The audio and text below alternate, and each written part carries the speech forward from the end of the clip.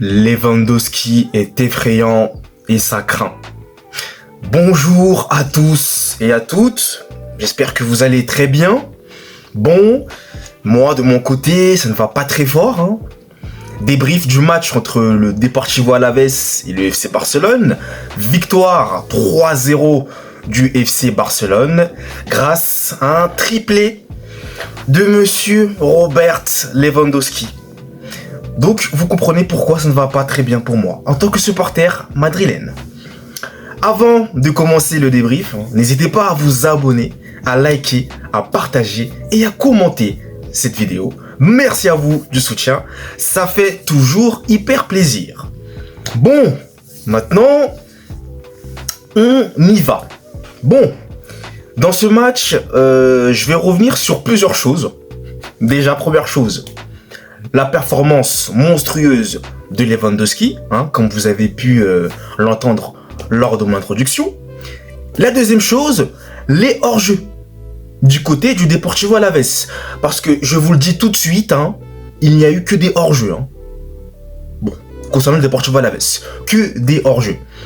Et troisième chose, je vais revenir aussi sur le Barça qui joue la défense, qui est positionnée du moins très très haute. Et ça peut quand même être dangereux. Bon, maintenant, j'attaque pour de vrai. Commençons par les 3 buts de Robert Lewandowski. Je vous avais dit quoi? Oui, je vais commencer comme ça. Je vous avais dit quoi? Vous voyez, en fait, Robert Lewandowski, c'est vrai que moi l'année dernière aussi, je m'inclus dedans. Je m'inclus dedans, j'assume pleinement. C'est vrai que moi j'étais critique envers lui. Effectivement, il montrait pas de choses très flamboyantes et c'est vrai que c'était compliqué pour lui. Sauf que, si vous réfléchissez bien, c'est globalement que le Barça y avait un problème. Et pas que Robert Lewandowski. Donc, si vous voyez là où je veux en venir, c'est que, certes, globalement parlant, ça brillait pas, mais Robert Lewandowski aussi avait du mal à suivre. Mais là, c'est bien différent. Le Barça est en pleine forme. Ils sont excellents. Malgré leur défaite, selon mon point là pour l'instant, à Osasuna. Mais sinon, début de saison idyllique. Forcément, si tu mets Robert Lewandowski dans des conditions pareilles, bah lui aussi, il est resplendissant. Lui aussi, il brille. Il brille plus que l'or même, si vous voulez. Voilà. Et là, il rend au Barça de manière excellente. Je crois, si je ne me trompe pas de mémoire, que sur ces 11 derniers matchs, toutes compétitions confondues, il en est à 12 buts inscrits. Déjà, c'est énorme. Je pense que en Europe, il n'y a pas meilleur que lui, mis à part peut-être Erling Haaland, à vérifier. Mais je crois qu'Erling Haaland est devant, mais de pas beaucoup. Donc c'est vous dire que actuellement, il fait partie des meilleurs attaquants et des meilleurs joueurs à son poste au monde.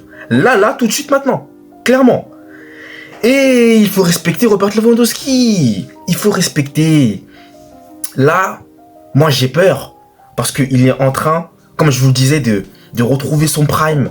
Bon, c'est pas Robert Lewandowski au Bayern Prime, parce que Robert Lewandowski Prime, c'est énormissime.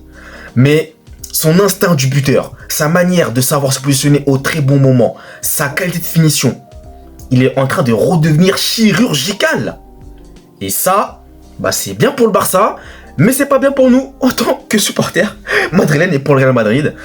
Clairement, bah voilà, Robert Lewandowski, il est incroyable. Il est incroyable et c'est bien, c'est une bonne nouvelle, c'est une bonne chose pour le Barça, clairement. C'est pas pour rien quand même qu'il est le 3e meilleur buteur de l'histoire de Ligue des Champions. Ce joueur-là est un monstre, faut quand même le respecter, Robert Lewandowski, il faut respecter. Et encore une fois, ce qu'il a montré contre le Deportivo Alavés, performance exceptionnelle, incroyable. Que voulez-vous dire de plus, je pense que j'ai tout dit, donc Lewandowski, énormissime. Bon, maintenant, on va aussi parler des hors-jeux du Deportivo Alavés qui m'ont vraiment agacé. Ça m'a agacé, je vous cache pas, ça m'a agacé. Parce que, regardez en deuxième mi-temps, le Barça mène 3-0. Ils ont déjà fait le boulot. C'est-à-dire que le Barça va pas aller encore chercher. Ils vont pas aller... Non, 3-0, ils ont plié l'affaire déjà. C'est au Deportivo Alavés d'aller marquer des buts. Sauf que le Barça a très bien joué le coup. C'est des petits filous. Hansi Flick, il est vraiment malin, il a bien joué le coup, quoi. Parce qu'avec sa défense très haute, à chaque fois, les joueurs du Deportivo Alavés soit partait trop tôt, et ça provoquait des hors-jeux à tout bout de champ. Donc à chaque fois, tu t'es dit qu'il y a but, non, hors-jeu. Il part dans la profondeur, il fait la passe, non, hors-jeu. Oh, ça y est, il y a eu combien d'hors-jeux dans le match? Il y en a eu combien? Comptez, dites-moi, moi, j'ai même plus compté tellement qu'il y en avait trop. Ah, donc à un moment donné, moi, ça m'a un peu saoulé, hein, je vous cache pas, hein, ça m'a vraiment saoulé. Et au final, le Deportivo Alavés, moi, je remarque un truc, hein, je veux pas faire le méchant, mais à un moment donné, il faut dire aussi les choses. C'est que quand c'est le Real Madrid, hein, encore une fois, oui, vous allez me dire, mais quand c'est le Real Madrid, c'est comme ça, quand c'est le Barça, c'est comme ça. Mais à un moment donné, quand nous, on mène 3-0 chez nous, vous êtes là, vous commencez à faire des bonnes têtes, des enroulés à la Robben et tout, contre nous, Santiago Bernabéu. Ok, mais quand c'est le Barça, c'est comment? Ah, mais non, mais non, mais non. Et surtout, le nombre d'occasions aussi qu'ils ont raté quand même. Ils ont quand même pas mal raté. Et en face, le Barça, bah, ça les a arrangés. Et ils ont géré. T'es à 3-0. Qu'est-ce que tu vas aller te fouler? Surtout qu'en plus, t'as des matchs qui vont venir après. Tu vas pas aller te prendre le risque d'aller faire des efforts qui peuvent potentiellement finir sur une blessure grave, comme ça s'est passé avec Carvajal. Donc, ils vont temporiser. C'est ce qu'ils ont fait. Ils ont temporisé. Tranquille. Sans pression. Il n'y a pas eu de soucis. Donc, au final, le Barça a géré en deuxième mi-temps. Mais, en parlant de cette défense assez haute, va quand même falloir faire un peu gaffe au Barça. Parce que, face à des grosses équipes, attention quand même. Attention. Ça peut leur jouer des tours. Hein.